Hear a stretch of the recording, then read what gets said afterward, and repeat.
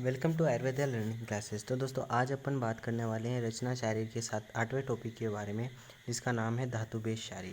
अब इसमें क्या है कि धातु के आधार पर कितने प्रकार के पुरुष होते हैं वो अपन देखेंगे। तो सबसे पहले इसकी निरुक्ति यदि देखते हैं तो धारणा धातु जो शरीर को धारण और पोषण करता है उसे धातु कहते हैं। क्या कहते हैं? धातु कहते हैं। अब अपन पुरुष को यदि समझे तो इसकी निरुक्ति क्या है? पुरुष एते पुरुष एते पुर्याम शेते इति पुरुष है ना। जो शरीर का पूर्ण पोषण करता है उसे क्या कहते हैं? पुरुष कहते हैं। ठीक है। तो देखो पुरुष का मतलब कई जगह आत्मा भी लिखा होता है ना, कई जगह शरीर प्लस आत्मा भी होता है। तो पुरुष का मतलब क्या हो गया? अपन आत्मा लेके चलेंगे। तो देखो सबसे पहले यहाँ पर शुद्ध पुरुष हो गया और कर्म पुरुष। शुद्ध पुरुष और कर्म पुरुष में क्या अंतर है? देखो शुद्ध पुरुष जो होता है वो केवल आत्मा है। क्या है? केवल आत्मा जो चेतना होती है वो क्या कहलाता है? शुद्ध पुरुष कहलाता है। जबकि कर्म पुरुष की हम बात करें तो कर्म पुरुष में क्या आत्मा भी आ जाती है, और है ना, पंच महाभूत युक्त शरीर और आत्मा क्या कहलाती हैं? कर्म पुरुष कहलाती है। इसी को चिकित्सक पुरुष भी कहते हैं। ठीक है, तो ये आपको पता होना चाहिए। अब अपन आगे चलें तो धातु भेद से पुरुष के प्रकार देखें तो सबसे पहले एक धातुवाचक पुरुष को अपन देखते हैं। एक धातुआत्मक पुरुष को क्या होता है? केवल चेतना धातु होती है, कह सकते हैं अपन। केवल आत्मा को क्या कहते हैं? एक धातुआत्मक पुरुष कहते हैं। ठीक है, इसी को शुद्ध पुरुष अपन ने कहा था। जबकि द्विधात्मक पुरुष को क्षेत्र और क्षेत्रज्ञ में बांटा गया है। क्षेत्र मतलब कोई भी एरिया, है ना, जैसे कुरुक्षेत्र हो गया। ठीक है, तो उसी तरह अपनी बॉडी है वो एक क्षेत्र ही तो है। तो शरीर क्या हो गया? क्षेत्र। अब इसमें आकर कौन? क्षेत्रज्ञ, यानी कि आत्मा रहती है कि नहीं रहती है। तो ये क्या हो गया? द्विधात्मक पुरुष। क्षेत्र क्षेत्रज्ञ वाला याद रखना। त्रिधात्मक पुरुष क्या होता है? इसको त्रिदंडात्मक पुरुष भी कहते हैं। मतलब सत्वरजतम, तीन दंड होते हैं ना, सत्वरजतम, इसलिए त्रिदंडात्मक पुरुष कहते हैं। त्रिगुणात्मक सत्वरजतम, है ना, तो त्रिगुणात्मक पुरुष कहते हैं। त्रिदोषज पुरुष, वात पित्त कफ वाला त्रिदोषज पुरुष हो गया। ठीक है। पंचधात्मक पुरुष क्या होता है? 5 महाभूत वाला पंचधात्वात्मक पुरुष होता है। तो ये चीज़ ध्यान रखना। फिर बात करें षड धात्वात्मक पुरुष, बहुत इंपॉर्टेंट है, ध्यान रखना। ये कोटेशन आपको याद होना ही चाहिए, बहुत इंपॉर्टेंट है। पंच महाभूत शरीरी समवाय पुरुष सहज कर्म पुरुष चिकित्सा अधिकृत, है ना। सुश्रुत ने सारी विस्तार में बताया कि पंच महाभूत प्लस शरीर, है ना, ये जब दोनों जुड़ जाते हैं तो षड धात्वात्मक पुरुष बनता है। समवाय संबंध से रहते हैं तो षड धात्वात्मक पुरुष कहते हैं। ये इसी को कर्म पुरुष कहते हैं और इसी को चिकित्सकीय पुरुष भी कहते हैं। ये याद होना चाहिए आपको। ठीक है। अब बात करते हैं जब धात्वात्मक पुरुष में क्या आएगी? 7 धातु वाला शब्द। द्वादश धात्वात्मक पुरुष क्या होता है? तो आत्मा इंद्रिय मनोर्था नाम आपने सुना होगा, है ना। तो आत्मा हो गई एक, इंद्रिया हो गई 5, है ना, जो ज्ञानेंद्रिया है वो, और कौन सा? मन हो गया एक, है ना, और अर्थ, इन इंद्रियों के अर्थ होते हैं 5। तो ये टोटल करेंगे कितना हो जाएगा? 12। तो आत्मा इंद्रिय मनोर्था नाम से 12, तो यानी द्वादश धात्वात्मक पुरुष। अब बात करते हैं त्रयोदश धात्वात्मक पुरुष क्या होता है? दोष धातु मल, है ना। दोष कितने होते हैं? 3। मल कितने होते हैं? 3। धातु कितनी होती है? 7। इनको टोटल करेंगे 13 होंगे कि ना होंगे? तो इसलिए ध्यान रखना, त्रयोदश धात्वात्मक पुरुष कितने बताएं? सुश्रुत ने बताया कितना? 13। दोष धातु मल वाला याद रखना। उसमें क्या याद रखा था? द्वादश में आत्मेंद्रिय मनोरथा नाम, है ना, उनको अलग अलग विभक्त कर देना, इस तरह याद रखना। फिर देखो आगे चलें तो सप्तदश धात्वात्मक पुरुष भी आता है। तो इसमें क्या आता है? आत्मा, एकादश इंद्रिया और पंच अर्थ। ठीक है, ये क्या हो गया? 17 हो जाते हैं, इसीलिए सप्तदश धात्वात्मक पुरुष कहते हैं। अब एक और स्पेशल आता है चतुर्विशंति धात्वात्मक पुरुष कहते हैं। इसी को राशि पुरुष भी कहते हैं, चिकित्सक पुरुष भी कहते हैं। देखो चतुर्विशंति कैसे बनेंगे? 24 कैसे बनेंगे? 16 विकार होते हैं क्यों नहीं?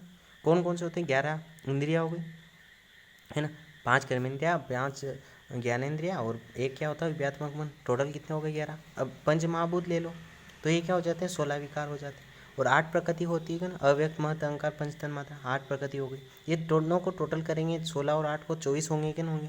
तो 24 धात्वात्मक पुरुष हो गया। ठीक है, इसी को राशि पुरुष, इसी को चिकित्सक पुरुष कहते हैं। ठीक है, तो ये चीज़ ध्यान रखनी। जब राशि पुरुष का वर्णन आया तो आपको कौन सा? चतुर्विशंति पुरुष का वर्णन करना है ना। पंचविशंति तत्वात्मक पुरुष क्या कहलाता है? ये जो टोटल थे 24, उसमें आत्मा को और प्लस कर लो 25 हो जाएंगे कि नहीं हो जाएंगे? तो इसी को 25 धात्वात्मक पुरुष कहते हैं। ठीक है, अब अपन आगे चलें षड धात्वात्मक पुरुष के चिकित्सक महत्व, यानी इसका वर्णन देखते हैं। तो अपने ने पहले ही देख लिया षड धात्वात्मक पुरुष का चिकित्सक महत्व के बारे में कि एक धात्वात्मक पुरुष चिकित्सा पुरुष नहीं होती, है ना। तो आत्मा की कोई चिकित्सा थोड़ी होगी, है ना, क्योंकि रोगों का अधिष्ठान तो शरीर और मन है। ठीक है, तो इसलिए क्या हो गया? इसलिए षट धात्वात्मक पुरुष को क्या बोला? चिकित्सक पुरुष बोला। षट धात्वात्मक पुरुष में क्या है? 5 महाभूत हो गए जो कि शारीरिक रोग होते हैं, और आत्मा में क्या होते हैं? मानसिक रोग होते हैं। ठीक है, फिर षट धात्वात्मक पुरुष चरक का प्रयोजन की पालना करता है, जो कि स्वस्थ स्वास्थ्य रक्षण मातृ स्वीकार प्रश्न, इसको पालना करता है कि नहीं करता? कौन? षट धात्वात्मक पुरुष करता है ना।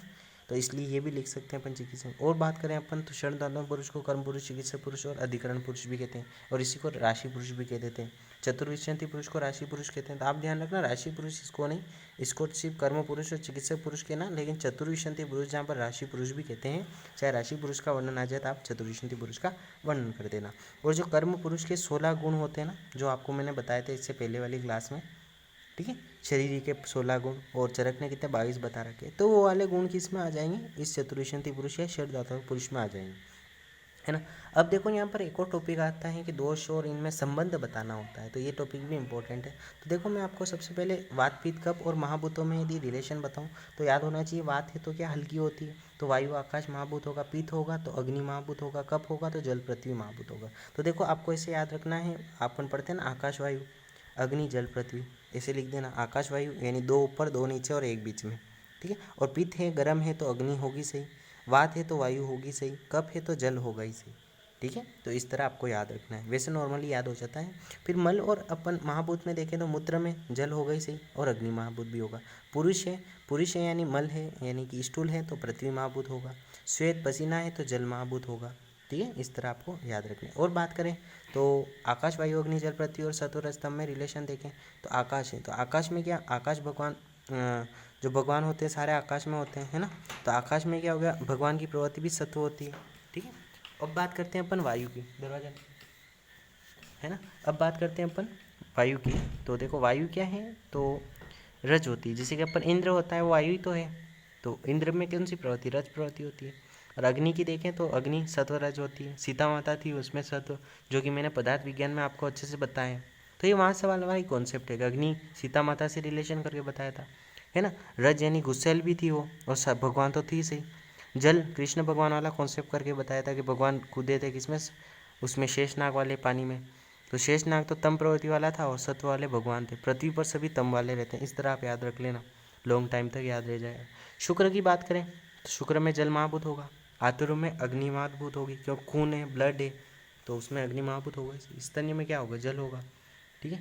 और दोष और गुणों में संबंध देखें तो क्या याद रखना आपको, सत्व यहाँ बीच में ले आना और रज तम, ठीक है, सत्व रज तम और या रज सत्व तम याद रख लेना, ठीक है। और ये वाला मैंने आपको बता ही रखा है, 6 रसों, रस और किसमें संबंध बताना है, ठीक है।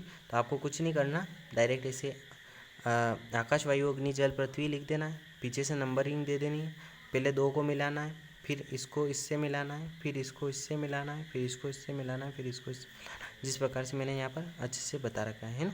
फर्स्ट वाला मधुर अम्ल लवण कटु तिक्त कषाय, ये हो जाएगा, है ना। लास्ट में क्या करना है, 1 को 4 से मिला देना, है ना।